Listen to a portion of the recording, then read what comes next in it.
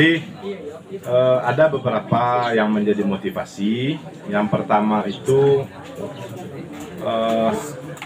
saya memang tidak terlalu nyaman dengan keramaian. Jadi saya tinggal di Bandung, hobi naik gunung, kerja di Jakarta. Kalau tidak di lapangan itu Sabtu atau pulang. Saya waktu bekerja di perusahaan minyak itu lapangannya di Kalimantan, di Sulawesi atau di Bengkulu. Kalau tidak di lapangan saya di Jakarta, bisa 2 bulan atau 3 bulan. Nah saat di Jakarta biasanya minimal dalam sebulan itu 2 minggu saya naik gunung, 2 kali saya naik gunung. Gunungnya dekat-dekat aja. Kalau di Cikuray itu di banyak gunung yang dekat sana. Itu bisa di Jumat malam pulang kerja langsung ke Kampung Rambutan, Minggu malam sampai lagi ke Kampung Rambutan, Senin kerja lagi. Artinya memang saya tidak begitu nyaman dengan kehidupan kota lah misalnya, sehingga saya merindukan pulang ke kampung.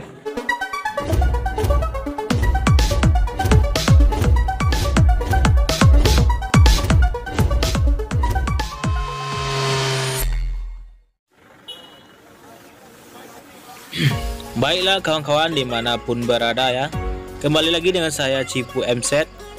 Kita petani milenial, kita akan menuju ke Kejulasi, yang mana Kejulasi ini terletak di Nagari Lasi, Kecamatan Canduang, Kabupaten Agam ya. Yang mana Kejulasi ini adalah peternakan sapi perah yang juga menyediakan susu sapi tentunya. Dan selain itu juga ada objek wisata edukasi ya di Kejulasi ini, dan pengolahan susu dengan turunannya ya. Untuk itu marilah kita lihat apa-apa saja yang ada di Kejulasi. Sekarang kita sudah sampai di Kejulasi di Nagari Lasi ya. Nah, jadi beginilah keadaan dari Kejulasi ya, dapat kita lihat seperti ini. Kita sudah sampai ke Kejulasi. Nah, dapat saya kau lihat ya.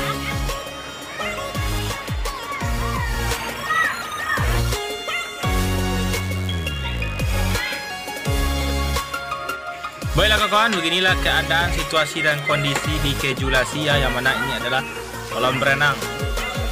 Rencana kolam berenang ya. Di ini adalah juga ada anak-anak SD ya, mungkin itu adalah wisata untuk edukasi yang seperti kita katakan tadi ya.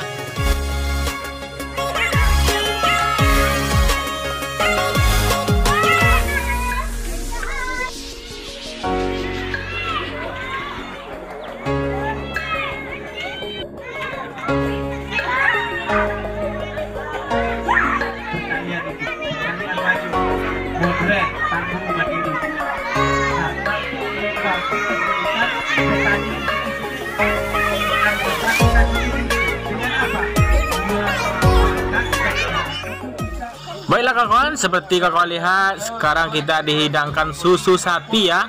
Di sini susu sapinya ada rasa coklat dan juga ada rasa vanila ya kawan. Dapat kawan lihat, kita akan menikmati susu sapi ini. Seperti apakah rasa susu sapi ini ya kawan? Kita akan menikmatinya.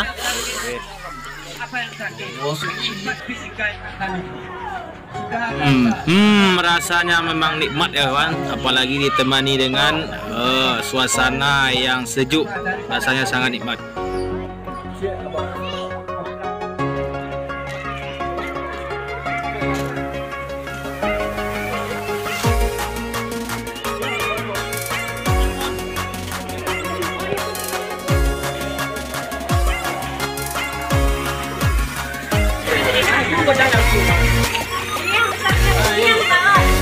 Mahendo di tangan.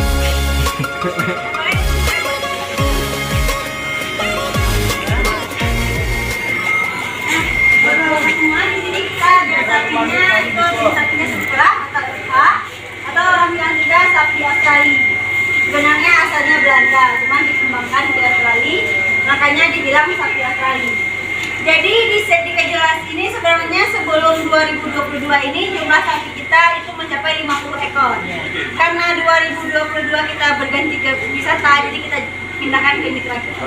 Yang dibilang oleh masih ada lokasinya. masih ada, cuman lokasinya bukan di Kejulasi.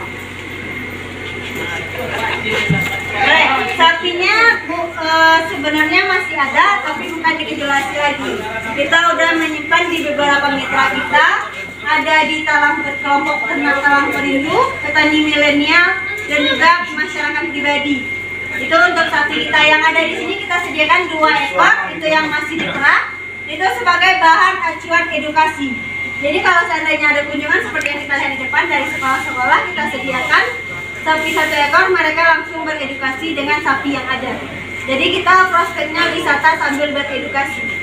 Jadi mereka dapat ilmu yang ada diserap di Kejulasi. Itu untuk sapi perah.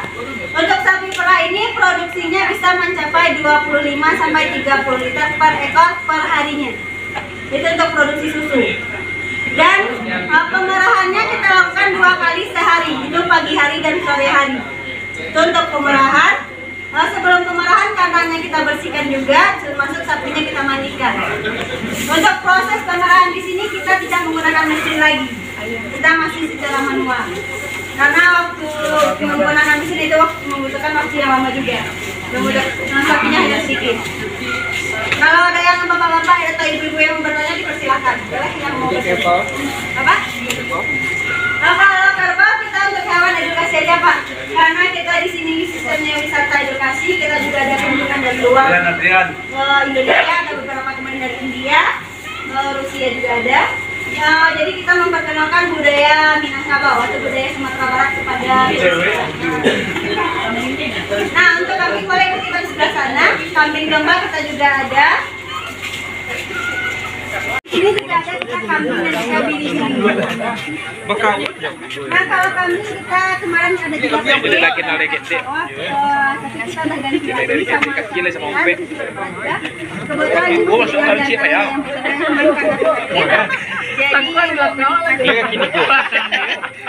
kalau ada yang mau bertanya boleh, Bapak dan Ibu semua boleh mau bertanya. Yang punya kambing mah. Yang punya kambing mah ya. Yang punya kambing boleh punya kambing itu. Bu, bukan kambing. Rikarina. Nah, di sebelah sini Bapak dan Ibu semua kita ada ayamnya, masih ada beberapa jenis. Aduh, kok terlambat gitu, Bu? Nah, ini kandang ayamnya. Kadang ada juga yang menyangka kandang ini kandang kelinci. Karena dia kecil. Jadi di sini kandang ayam hias, itu ada beberapa jenis, ada American Silky, ada atau ayam kapas. Nah, dia berbulu lembut seperti kucing Angora. Bukan Bu, dia Angora, sejenis Angora. Wah, ini dia. Dia rambutnya keriting. Dari situ. Dan di sebelah sini juga kita ada ayam polan, kita berjambul di 1, 2, 3. Ayam. Top. Ya, Nah, biasanya kan polan. ya, polan, American Silky, ayam kampung. Di situ ada juga ayam Onagadori atau ayam ekor panjang. Beda lagi spesiesnya. Soalnya mah. Kalau untuk ayam polan ini jumlah telurnya di 3 sampai 6 per minggunya. Bisa ditabiah, 3 sampai 6 per minggu. Kalau untuk bentuk telur hampir sama seperti telur ayam kampung, cuma lebih kecil. Rasa dagingnya gimana? Dia lebih besar ke bulu daripada ke daging. Ya, biasanya. Enggak kok naga kecil ayam ambil laku. Dagingnya kalau tempe hias tuh biasanya dagingnya sedikit. Iya, dia lebih ke bulu, nutrisinya banyak ke bulu. Ayamnya ketek-ketek kayaknya. Iya. Bisa. Bisa Pak, cuman kan sayang harganya mahal. Awak kalau ayam kampung biasa 2.000 misalnya. Kalau kok ikan luarnya seberapa? 100.000. Nah, Ayamnya kalau umur 1 bulan harganya 400.000. 1 bulan masih kecil Bu, kita masih ada anakannya baru umur 3 minggu. Mudah seberapa? Berapa duitnya?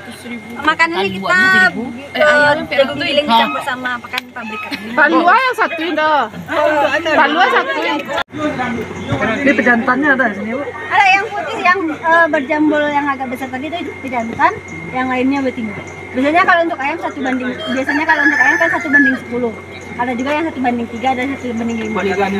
Ya, kalau biasanya kalau di breeding atau di peternakan ayam besar kayak ayam putih, ayam broiler itu 1:10 biasanya. Itu untuk ayam. Pertegasan Mas 21 hari. 21 hari. Kebetulan kita lagi proses pengecekan.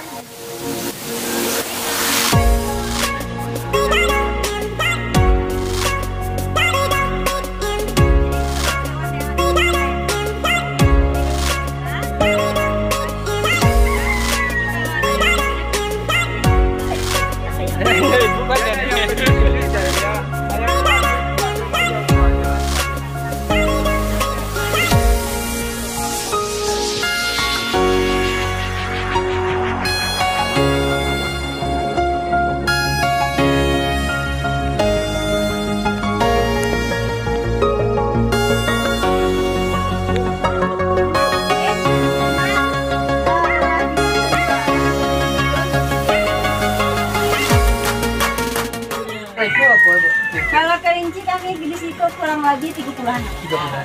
Semua anakannya. Kalau kami juga ada juga yang kami jual itu anakannya. Ada juga kalau ada yang berminat, sekarang mengunjung berminat kami jual. Kalau beranak sekali sebulan. Sekali sebulan kabarnya kalau menjanjikan peternak kelinci. Sekali sebulan misalnya paling sedikit anaknya 3, bisa 9, 8, 7. Karena warnanya tak putih ya Pak.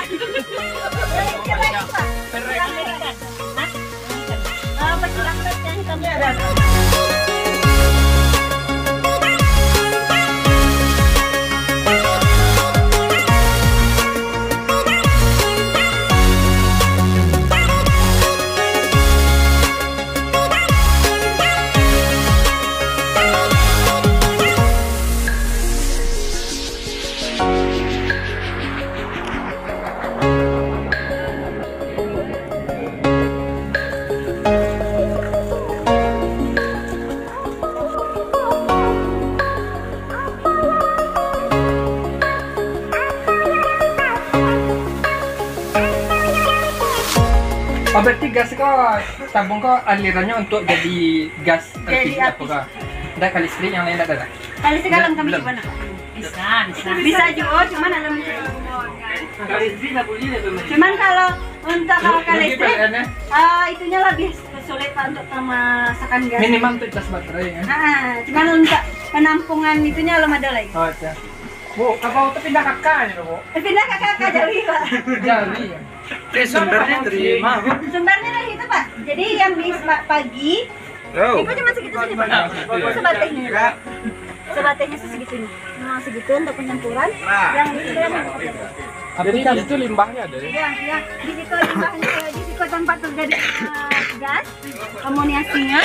Yang di situ keluarnya limbah cairnya. Jadi kalau seandainya di situ masuk, di situ limbahnya keluar. Pupuk organik cairnya keluar di situ. Ada campuran lain nggak Bu di dalam? Enggak, cuman yang jadi pas di awal pas masuk itu dimasukkan feses atau kotoran sapi, habisnya ada yang kotoran kambing, yang ayam bisa dimasukkan. Campurannya cuma ada 1:3, ada 1:1, cuman di kejauhan kami lebih banyak ke 1:3. Berarti 1/3 1 kilo. 1 ember feses, 3 ayam. MB-nya ukuran berapa? Sembarangan lah. Nah, pokoknya seimbang lah ember sama airnya. Oh, pokok 1/3. Terserah kok kurang dayung misalnya. Ya sarayong ayam kan. Nah, masalah si Jawi kan ambil becek. Nah ini ember. Oh, kok ukuran 8 kilo ah, Berarti yang masuk 2 ini 1 airnya itu. 1 ciri itu 3 air. Oh gitu. Nah, di dalam tong tuh stok yang masih baru mengendap di dalam tuh proses amoniasinya terjadi, terus keluarnya gas metannya K10. Nggak balik gasnya kena. Enggak, makanya di situ ditutup, gasnya naik ke atas, limbahnya Tekanannya. Kayak bejana berhubungan. Nah, tekanannya gitu. Tekanan. Masuk situ tingginya. Kalau lebih gas tuh ciri ambil. Kalau gas namanya gitu Pak, kalau seandainya di situ masuk, gas keluar, kotoran langsung kasih ke bubuk organik cairnya langsung. Berarti di septic tank rumah-rumah bisa dibuat biasa? Bisa. Sebenarnya lebih tinggi amoniasi atau zat metananya feses manusia, bisa juga. Ada beberapa di Jepang yang digunakannya septic tank dijadikan gas. Ya. Karena di feses manusia lebih tinggi kandungan zat metananya. Ionya banyak makan jaring biasa tuh ya. Makanya saduri makanan. metananya. Sekali berat. Setiap hari Pak, setiap pagi. Itu gas konya dipakai kak? Enggak. Ya Pak, dipakai Pak tuh di situ mangnya lagi. Kak, aku serius tanya yang penuh yang antara tinggi itu kamariku berapa apanya turunannya? Data sih Pak tuh datarannya itu. Ukuran statementku ukurannya angka apa tuh 1000 liter tuh? Ya segitu. Begitu. Berarti data masuk ke dalam. tabung. Di dalam tabung proses amunisinya. Oh gitu. Merek sedikit rasa. Data. Yang pupuk cair itu memang nggak keluar dari situ langsung kemari. Jadi pas masukkan di situ, Otomatis keluarnya. otomatis keluar. Ini pintu masuk ke keluarnya. Ada pintu masuknya di situ. Pulang ke bawah ke mana ya kak? Jadi yang ke bawah ke lipat Untuk mencari Jadi yang delapan bukannya. Mbah, Ke rumah dah. ya tapi gasnya jadi apa POC yang sama? satu hari itu Tank saya. Kotoran yang di apa ini yang Yang di PC ya. Tinggi apa ada plastik. Semua plastik. Jadi kami pakai Antara jadi sisiko kita pakai konsentrat yang di sarung. Konsentrat itu ada bahan-bahannya ada bek surang, jadi jagung, dadak, ampas tahu, bisa dicicipi. bumbu kelapa sawit, bumbu Nah kalau untuk yang lainnya yang hijauannya kok itu ada rumput gajah, indigo vera, kaliandra, daun gamal, sama rumput pahit atau titoni. Perbandingannya dicampur satu banding satu.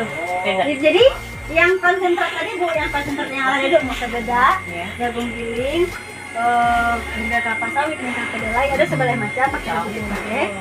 Itu dicampur soleh itu. yang sebaliknya dicampur dulu. Jadi yang sebaliknya telah siap, baru bahan-bahan yang hijauannya seperti ada yang tadi rumput gajah, titonia, rumput gamal, daun kaliandra, rumput gamal, dicacah loh. Pas setelah dicacah baru dicampur itu bagi fermentasi selama 21 hari. Baru jadi. Tambah siap deh Bu, pakai tambahan pakai. Kalau untuk enggak, karena di Emang enggak Bu, di Rodifit yang kami pakai pas di konsentrat. Yang konsentrat mentah. Oh, berarti makanan sapinya fermentasi saja? Iya.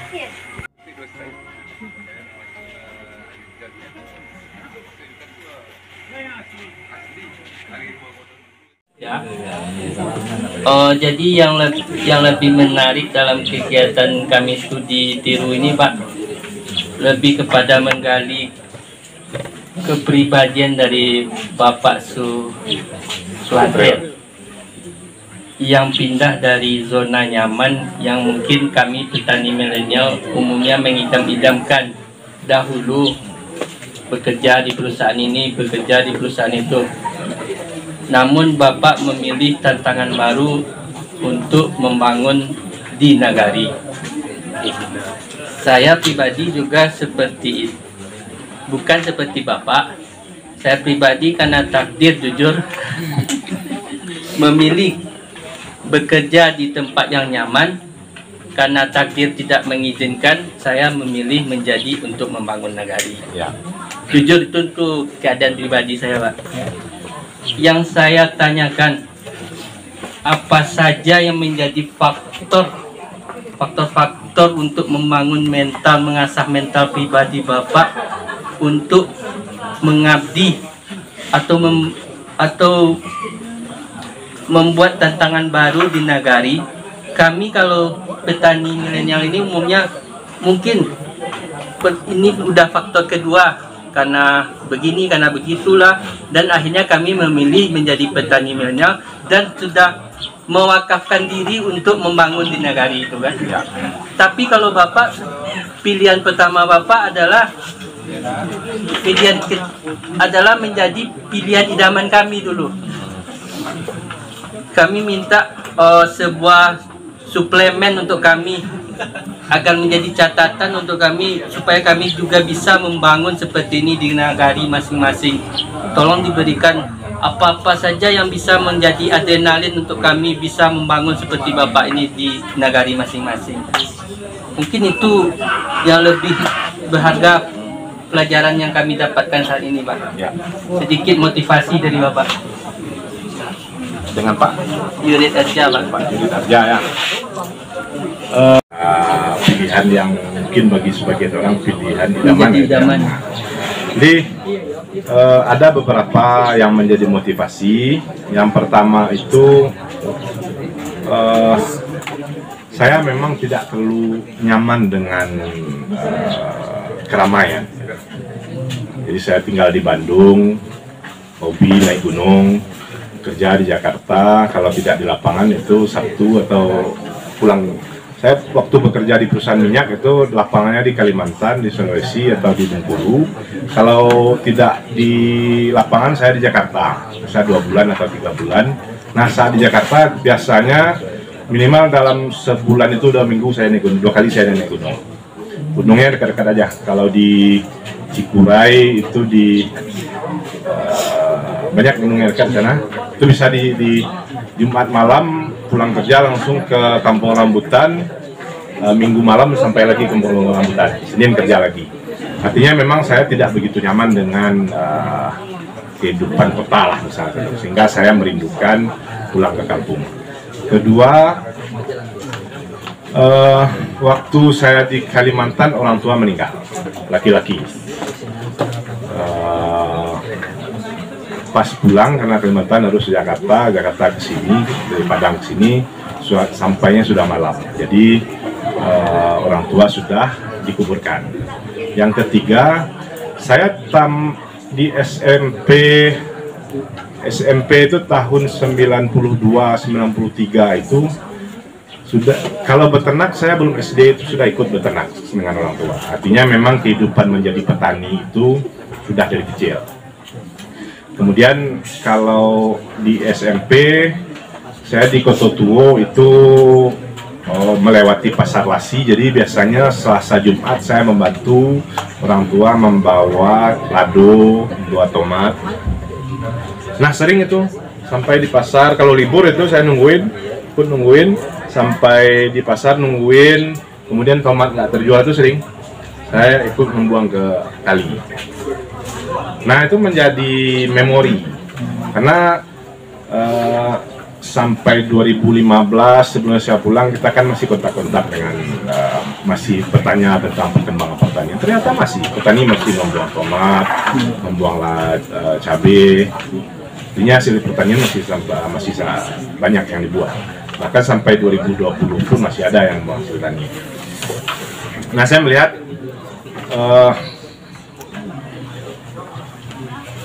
itu kan kalau dari skala kecilnya itu kan Nagari Lasi itu kan saudara kita semua. Nah saya melihat yang pertama siapa yang akan membantu saudara kita kalau bukan kita. Yang kedua, Nagari Lasi ini tidak mungkin dibangun oleh orang Padang, hanya bisa dibangun oleh orang Lasi. Orang Agam, Nagari Agam, Kabupaten Agam ini nggak akan bisa dibangun oleh Jokowi, nggak akan bisa. Yang bisa membangun Agam ini ya Agam. Membangun Sumatera Barat ini adalah orang Sumatera Barat. Nah, saya dari beberapa pengalaman kemudian support juga, makanya tadi ini usaha kita buat bertiga, ada 2 yang tidak terlibat secara teknis, saya pulang dan terlibat, dan juga support dari kawan-kawan. Kita bercerita membangun membangun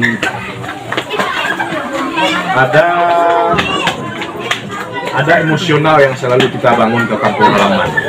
Ada keinginan kita membangun kampung. Waktu kuliah pun kita ada berapa ya anak-anak muda kan biasa saja. Ada yang sukanya main game, saya sukanya belajar. Nah saya dan beberapa teman suka diskusi tentang itu, tentang Nagari, tentang Indonesia. Dan bahwa anak-anak muda ini harus pulang ke kampung kalau saya lihat. Kalau tidak, yaitu tadi ketika kita tidak pulang.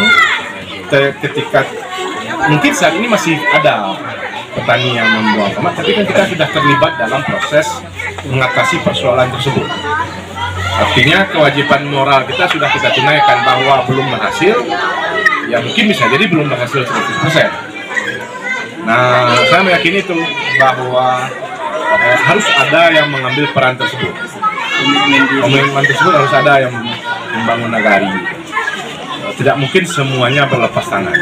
Faktor luarnya berarti Bapak punya teman yang satu misi. Ya, kita punya misi sana.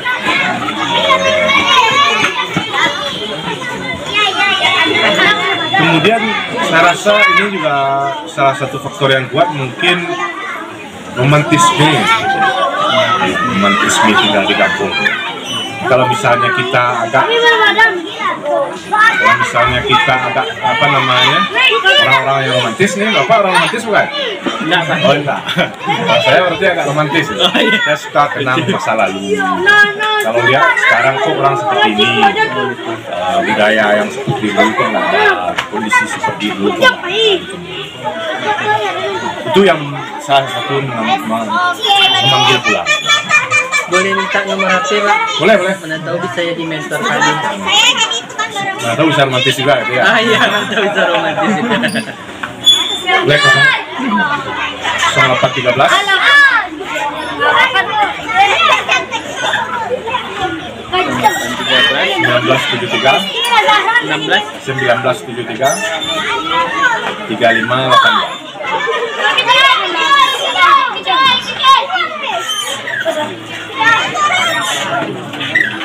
kita punya kewajiban moral merubah atau membangun negara ini atau negara ini. Dan itu ternyata betul karena seperti saya sampaikan tadi, di Padang Panjang itu sapi perah itu dari tahun 81. Sapi perah Padang Panjang itu adalah sentra sapi perah nasional untuk Pulau Sumatera. Artinya di sana itu terlibat kementerian, Dinas Peternakan Provinsi, Dinas Peternakan Kota Madya. Tapi sampai 2018 peternak membuang susu. Di sini kita tidak pernah membuang susu. Artinya milenial itu memang bisa melakukan sesuatu dan hasilnya bisa nyata. Ini kita sendiri di sana tiga instansi dari kementerian sampai 2018 membuang susu. Dan di sini kita sendiri dibantu oleh kawan-kawan bisa melakukan sesuatu. Jadi dari saat itu tadi ketika anak muda milenial turun harusnya bisa menyelesaikan masalah yang ada puluhan tahun yang tidak